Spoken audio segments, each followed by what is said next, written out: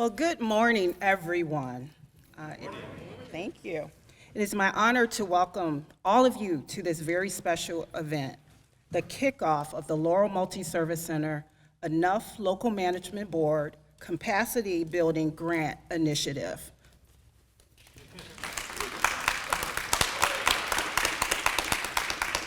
Today we celebrate the incredible power of collaboration and commitment to our community, leaders and organizations all uniting to strengthen Laurel. As we come together, we also recognize the pressing challenge of child poverty and the importance of addressing it. By working collaboratively, we can and will build a brighter future for all of our children in our community. I'm Marshall LeBlanc, Acting Director of the Human Services Department for the City of Laurel, and your host for today. And I couldn't be more thrilled to see so many dedicated and passionate individuals here today. But before I begin, I would like to just take a moment and acknowledge and extend our gratitude to the City of Laurel Mayor Sidner for being here, Secretary of Department of Service and Civic Innovation, Paul Montero, Dr. Aretha Madison, Director of Prince George's County Local Management Board, Council Member Adrian Simmons, thank you. City Administrator Christian Pulley, thank you for being here. Acting Deputy City Administrator Tim Miller, Director Michelle Saylor. And also I just would like to thank our incredible staff who work tirelessly to serve our city and for doing everything to make this city an outstanding place to live. I was thinking that we would see Director Williams, but she's not here, but we thank Communications for being here. Also, I would like to just give a shout out to the multi-service board members. Are there any board members? I see Stephanie Hammond, Phil Auk. Thank you. Thank you for your commitment and leadership. They're essential to Laurel's growth and progress. Additionally, I want to say a special thank to the Multi-Service Center team. We would not be able to do any of the work without this outstanding team members. Any of our team members from the City of Laurel Multi-Service Center, please stand up so we can recognize you. Thank you so much. We have had over 3,000 visitors since opening September 24. Over 1,000 laundry and shower usage. Through partnerships with Fish of Laurel, we have served 851 individuals hot meals, 1,692 bag lunches were distributed just in February alone.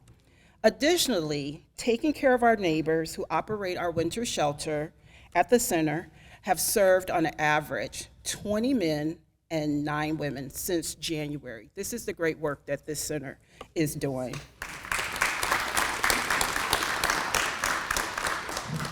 The center provides vital resources and support to individuals and families in need, offering meal services, housing resources, workforce development program, employee PG, thank you, and much more. It's a cornerstone of compassion and hope for our community, and we are deeply grateful for all of our partners for the impactful contributions you've given. So thank you all. Now to officially begin today's event, I am so proud to introduce Mayor of the City of Laurel, the Honorable Mayor Keith Sinners. Please stand and join me in welcoming.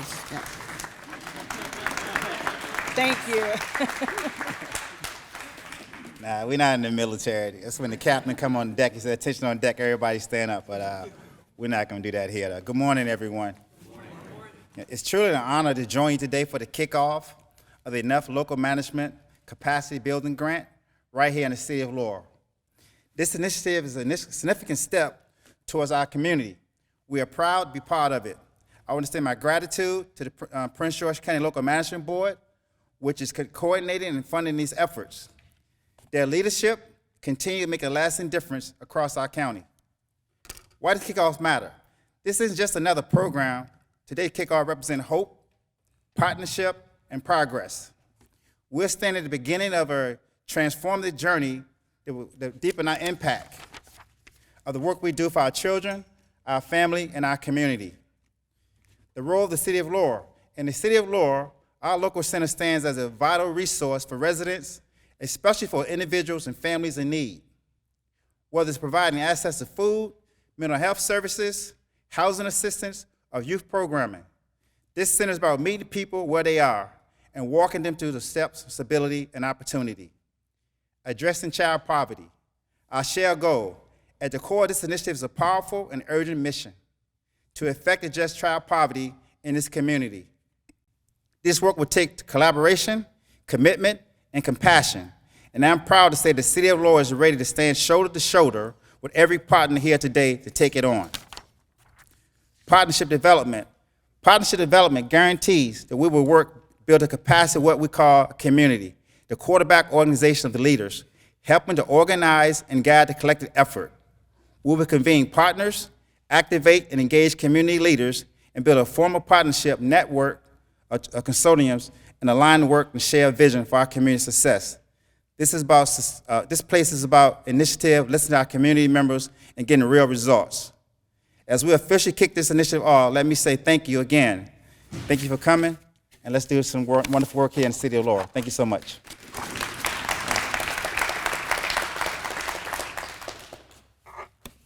Thank you, Mayor Sidner, for your inspiring words. Thank you for being a champion of change and for your unwavering support of initiatives that empower our community. Next, it is my pleasure to welcome Dr. Aretha Madison, the Director of Prince George's County Commission for Children, Youth and Families Local Management Board. Dr. Madison, let's welcome her. Thank you.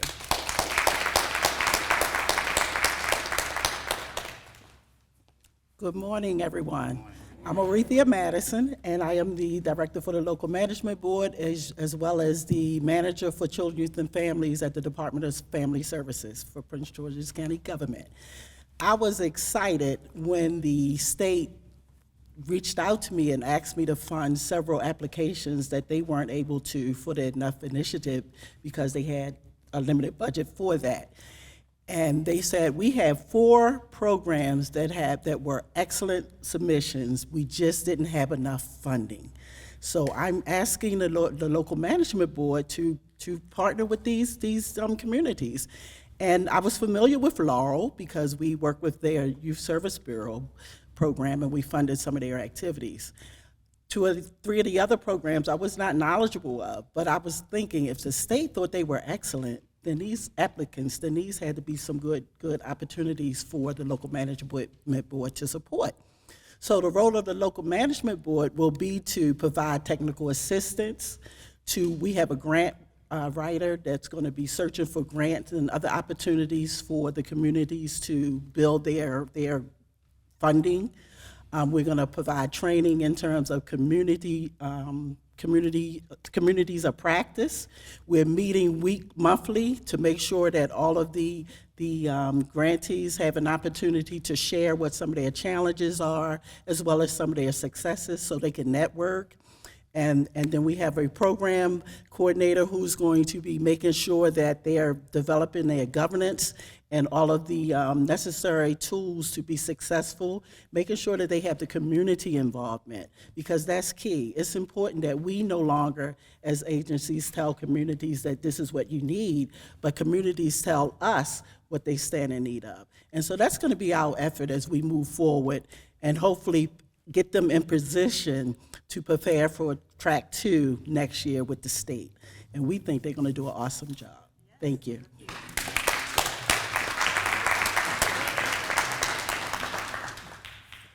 We do too. We're going to get track 2. But thank you, Dr. Madison, for this opportunity and for your role with the local management board in making this initiative a reality. We appreciate your leadership and your team in driving this effort forward in the county. I'm so very grateful. Thank you again. And now I'm so honored we have the opportunity to hear from Secretary Montero, Department of Service and Civic Innovation. Secretary Montero has been a steadfast advocate for programs that uplift communities and create opportunities for all. Please join me in welcoming Secretary Paul Montero. Thank you very much, Acting Director LeBlanc. I appreciate the kind invitation to join you, and Mayor Sidner, it's really good to meet you, and our future governor behind you, your mentee. Thank you for being here. This is how we spend his spring break. You're on spring break, right? So thank you for showing up on your spring break. I do have the privilege of representing Governor Moore's administration. I'm the secretary of the newest state agency, the Department of Service and Civic Innovation, which is a mouthful. But it was his first act as governor. I'm creating a department to house the service year option, because every year in this state, we're graduating people who don't have a plan. At least 15,000 every year getting their high school diploma, but not reporting job, military, or college. Where do they go? At best, they find a gig, maybe employment, but a job, not a career. At worst, I would see them in my last job. I'm coming to this job from the U.S. Department of Justice. I'm caught up in bad situations because they had bad choices. And as someone who's from Maryland, I was born and raised here in one of the Enough Act jurisdictions. I'm from the Langley Park area. I at an early age, learned to love history because it helps at least understand why the world I live in is the way it is. And when you look at Maryland, it has some of the best parts of American history and some of the worst parts of American history, in the sense of we are the state of Frederick Douglass and Harriet Tubman. We're also the state that came up with a practice that ultimately became known as redlining. It came from Baltimore, because Maryland was the northernmost southern state. We didn't leave the Union, but we had a lot of free black people and slaves living here. And so Baltimore had this unique challenge of a lot of free black people with means who could live anywhere. And the city council there deciding, finding ways, how do you carve out certain neighborhoods so certain people can live there? The practice was exported to other states and ultimately, unfortunately, adopted by the federal government, the practice known as redlining. Red and yellow zones on a map that were too risky for federal investments, too risky for loans, too risky for small business grants. And you can imagine what they look like. And the Enough Act, to me, is a recognition of history. And the governor talks about this better than I can. When you map the state and look at where child poverty is concentrated, over 30%, 40%, over 40, 50 years, it's hard to say that's not a choice we made, because it never changes. The circumstances of a child's birth largely will define their life quality, and their life expectancy. And this is an issue I worked at at the federal level. I'm from here. I've lived in Maryland my whole life, but I've worked in the federal government. I used to be the director of AmeriCorps Vista, the domestic version of the Peace Corps. And whether it's the Peace Corps or Vista or federal interventions, they will not work unless you have the community involved. They will not work imposing solutions on people. They will not work by getting well-intentioned people coming in to save folks. The governor has said many times, communities don't need saving. They need resources and the ability to remove the barriers that have been put on them for decades. Again, these are choices prior leaders made. So I'm just proud to be a part of his administration that's saying, let's equip local communities with the resources they need to bring their solutions to life. They will make their way out. They will make their way up. And that's really what the Enough Act is about. I'm hopeful, as the budget picture evolves in Annapolis. I'm still hopeful that, because I know I work for a values-driven administration, and the values don't change even if the math does. We have a governor who sees the importance of putting people and community at the center, not imposing, not telling, not saving. That's what we are about. And so our service year option program that we run, as I started talking about, is not about telling young people what they're going to do or saving them or layering in opportunities we think they should chase. It's really about respecting their agency and knowing that they're just as altruistic as anyone else. They want to serve, they want to give back to their community. They just sometimes can't afford to. And that's why the governor, in building the service share option, made it equitable. People from every one of Maryland's 23 counties participate in this program.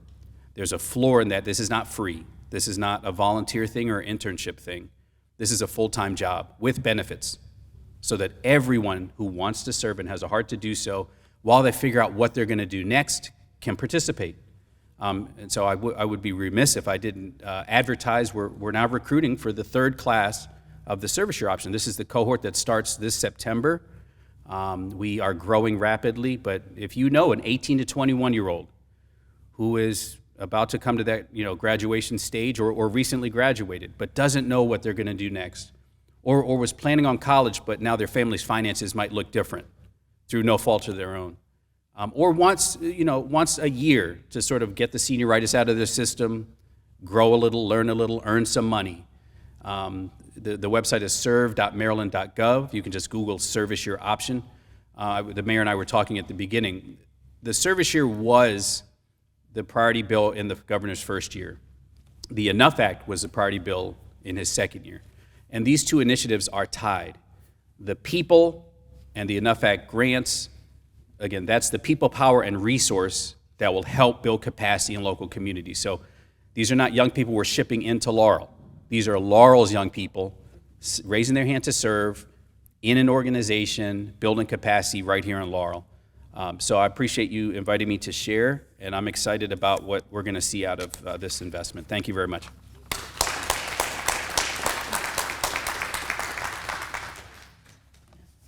Thank you, Secretary Montero, for your powerful words and for your dedication to programs and services that create meaningful change. Now I have the pleasure of introducing Dr. Aratimi. Dr. Aratimi is a dedicated pupil personnel worker at Deerfield Run Elementary School, where he plays a vital role in supporting the social and emotional well-being of students. His passion for education and commitment for fostering a positive school environment has made a significant impact on countless young lives. Please join me in welcoming Dr. Victor Aratimi.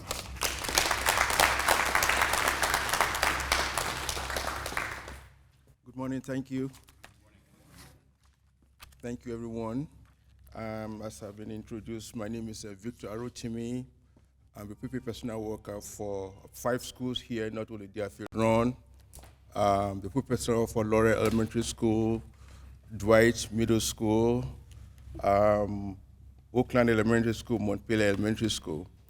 And as you may have known, the reason for us gathering here, at least for me as a pupil personnel worker, is to ensure that our students are successful in schools.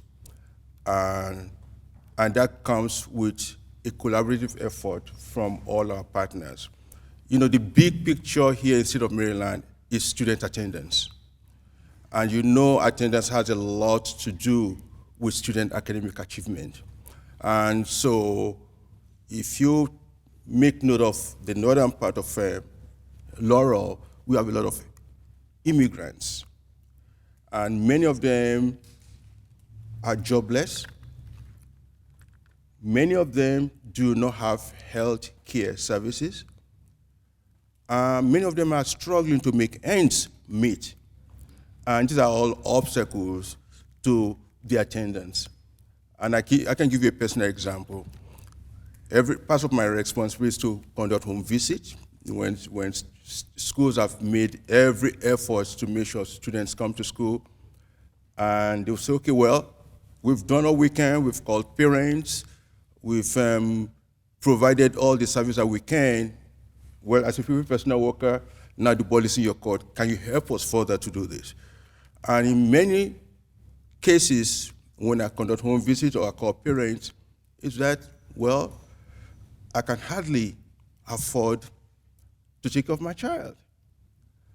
I've just been put out of my house. I need to get a place to stay. So we have all these multi-dimensional needs that's actually impacting students' attendance.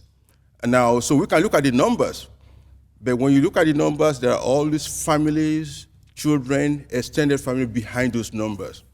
So as a people personal worker, what we want to do is to make sure we remove those barriers to ensure that students come to school and be successful. And of course, you know the other side of students not coming to school.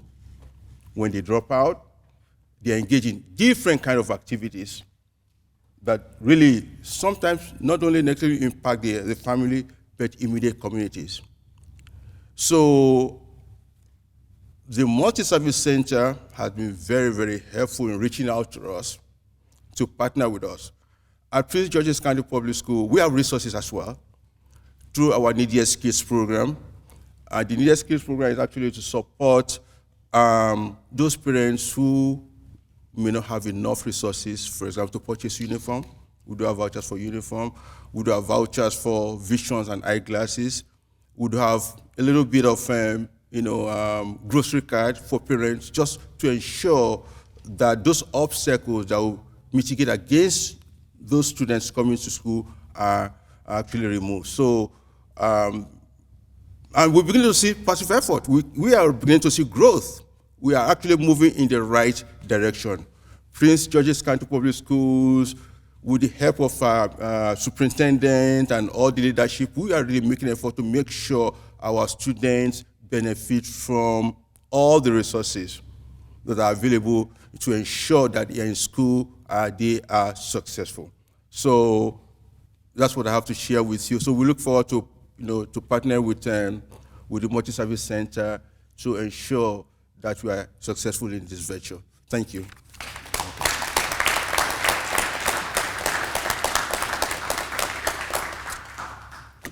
Thank you, Dr. Aratimi. Thank you for your insightful words and for all that you do for the students at Deerfield Run Elementary School.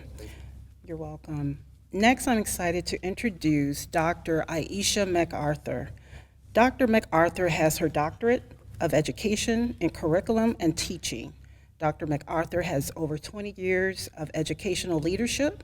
Dr. MacArthur brings a wealth of knowledge and expertise in guiding individuals and organizations towards success. Her coaching strategies empower clients to reach their full potential, and we are thrilled to have her here with us today. Please welcome Dr. MacArthur.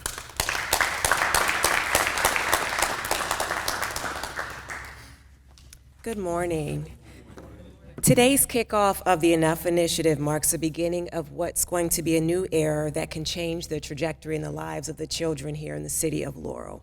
As an educator for almost 30 years, every new school year, I was always faced with the challenge of how are we going to meet the diverse range of needs of the students who are going to walk through our doors, knowing that they're already impacted by factors beyond their control.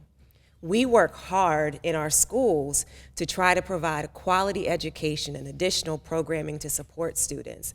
But the greatest factor that impacts their success, that impacts their opportunities and access to opportunities is poverty. And that's something that children have no control over. So this initiative had me excited because it creates access and opportunities for students, but most importantly, it galvanizes partnerships within the community so that households are front and center. Spending so much of my professional life in K-12 education, we always had an agenda of how we wanted to partner with families. But the Enough Initiative is actually moving in the right direction. Instead of looking to push our agenda and bring parents along, households are placed front and center so that we can truly work together by leveraging the voices in the families that actually have what we are looking at our greatest resource, our children.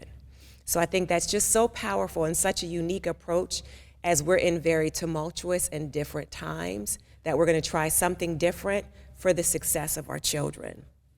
This initiative has the power to dismantle the very barriers that prevent children from reaching their full potential and from realizing the hopes and possibilities that we all want for children. And this doesn't begin once children step foot in a school building. This actually begins at birth, which is another unique feature, in my opinion, of the Enough initiative, is by working with our families, working with community organizations to try to target the needs of our youth when they're still in the cradle, before they even get to preschool, is what's really going to make the difference in shifting the future possibilities for our children. So with this being the vehicle for collaboration, I believe that this initiative is going to help to ensure that our children have the opportunities that they need, the opportunities that they deserve, and the opportunities to help them create the success that they would like to experience in the future. Thank you.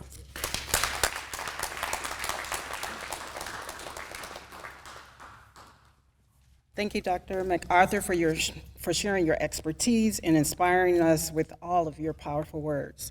Now it is my honor to welcome and introduce our next speaker, Renee McElroy, who is also an LMSC partner and Chief Executive of Touchstone's Financial Wellness Services. Renee's dedication to financial literacy and wellness is making a profound difference in our community. She helps individuals and families navigate their financial journeys with confidence and clarity. Please welcome Renee McElroy.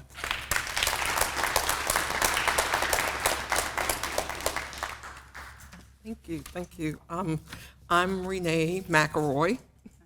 That's okay, everyone does that. I want to thank you so much. I am the founder and CEO of Touchstone's Financial Wellness Services, and I want to thank you so much, Marcel, for allowing me to be a collaborator on the Enough Management Capacity Building Grant. It's been wonderful to think about participating with this grant. It is allowing Touchstones to also proceed with something that we have been trying to do for the last 5 years that we have been in existence, is to expand our reach. We currently, our programming kind of has focused on helping low-income adults and families, particularly single family households, women. But we really have wanted to expand into our young adults and children's programming. And when Marcel and Sandra approached me with this Enough grant, I was like, oh, a light just went off. I was like, yay, I am so happy. I'd already had my children's program written up and on the computer. I told them, I said, I got it. It's already written. They were like, okay. My background is, before I even started financial literacy, my background was in early childhood education. I actually was an early childhood teacher. So I was like just floored, because one of the things children, I realized when I started financial literacy, was that children was the answer. Starting out early with children was the answer. Research has shown us that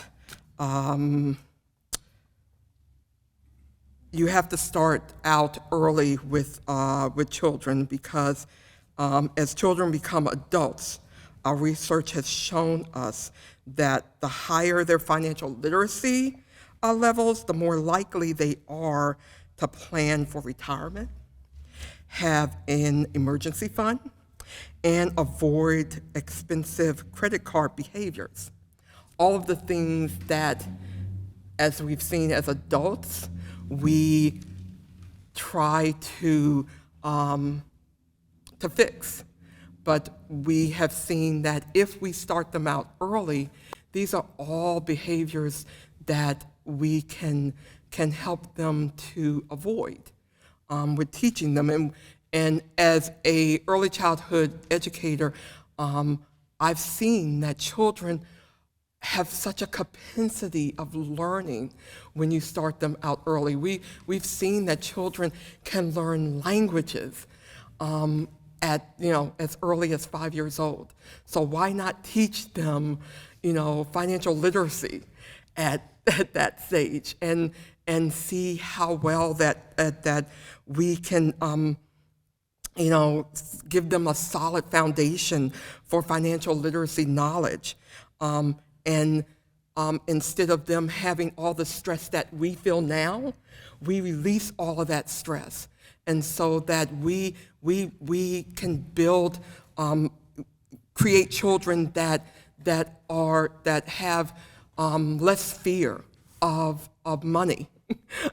Okay, all the fear that we as adults that we grow up with this fear of money, we create children that don't have that fear of money, that have the financial knowledge of investing and saving and all of that already instilled in them, and especially we break all of the generational behaviors for these children. And in teaching these children, they take it home with them and they teach their parents. And I've seen it. I've actually seen it happen because I've had the pleasure of having small groups of children that have come in and they've gone home and not necessarily financial behavior, but other behaviors that they've gone home in my classes, and they've taken things that they've learned in class and they've taught their parents at home.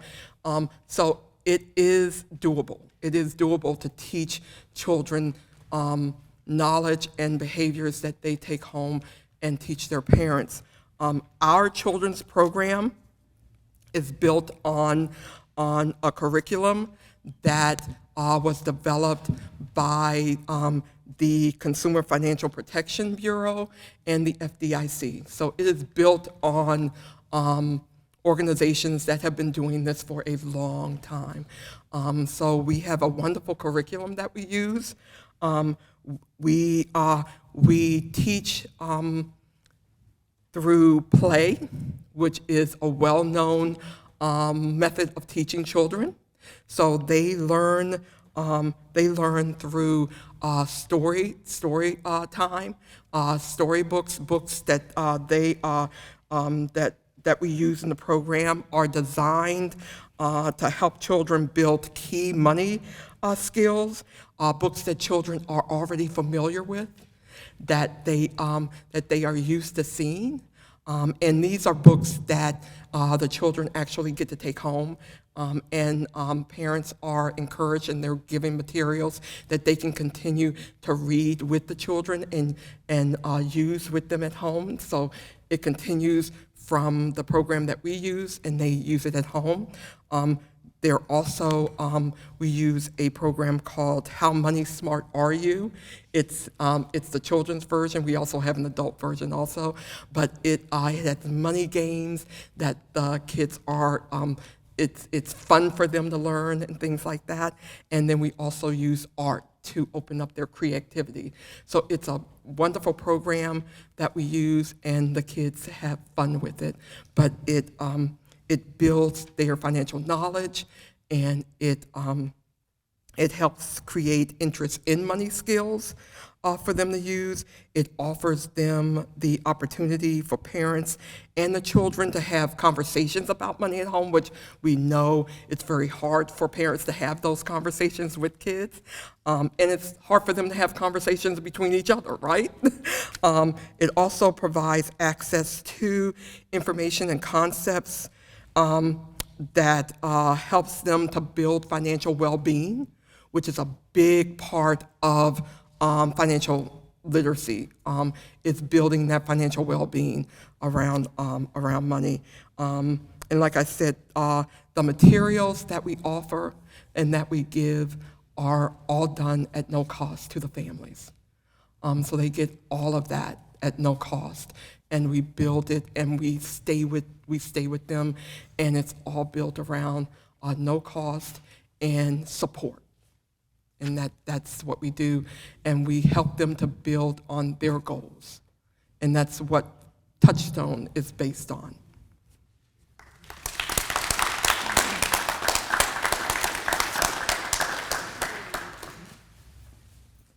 Thank you, Renee, for your commitment to community financial well-being. Thank you so much. And now I am very, very excited to invite my partner in crime, I want to say, Ms. Sandra Price. I could not do this job. I would not want to do this job without her, our program's operation manager. She's played an instrumental role in applying for this grant. I want to thank her for her efforts. Have truly paved the way for this celebration today. So welcome, Sandra. Thank you. Good morning, everyone, and thank you again for everyone coming out and supporting our initiative. This is just the first step, and I'm so excited. So that's what happens after this is we get to start doing stuff. So I'm excited. And again, my name's Sandra Price. I'm the programs operations manager for the Multiservice Center, the other side. And today marks a significant step in our commitment to fostering a more equitable and thriving community with a focus specifically on the Deerfield Run elementary school in its community, which is just down the road. We know Laurel is a diverse city, but within the Deerfield Run community, they have a unique demographic profile. Deerfield Run Elementary itself reflects the diversity with approximately more than 50% of the students identifying as African American and more than 40% as Hispanic or Latino. 87% of the students receiving free or reduced lunch, which is how we were able to partner with them for this initiative. But and I've said multiple times, 87% is everybody. There's always those few where the parents are making $5 more than the cutoff, and they may not be getting the free lunch, but they should be getting the free lunch. However, we recognize that alongside with diversity, there's challenges. Nearly 21% of children under 18, this is based on 2022 census data just 3 years ago, 21% in the area here live in poverty. Statewide, that figure was 12.1%. So the statistics highlight the critical need for initiatives like Enough.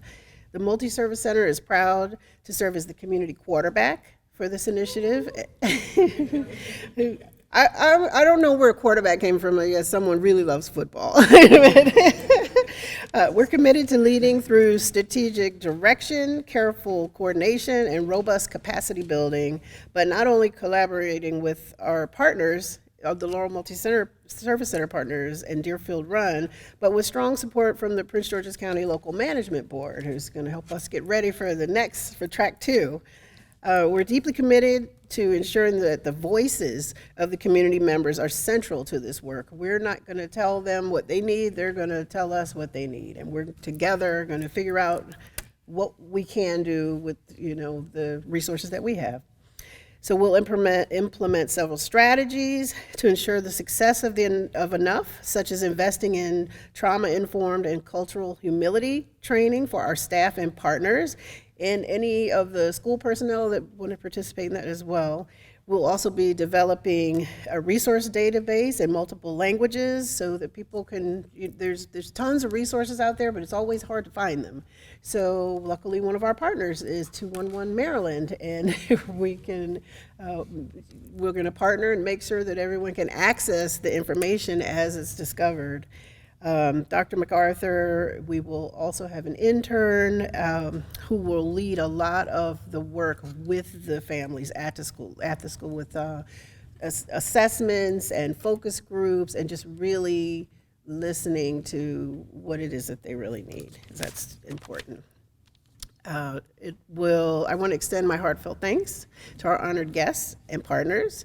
Your presence here today signifies your commitment to our shared vision. Together, we can make Enough a catalyst for lasting positive change. And then I'm going to put 2 plugs in. Next Saturday, 2 of our partners, and this will directly support families. Renee was talking about her children's program. So next Saturday, the 5th, there's a Children's Financial Literacy Day program that will be on the Multiservice Center side. And then also Lars has a food giveaway and a resource fair on the same day. So there'll be lots of activity, and everyone, we're encouraging you to come out next Saturday. So thank you all.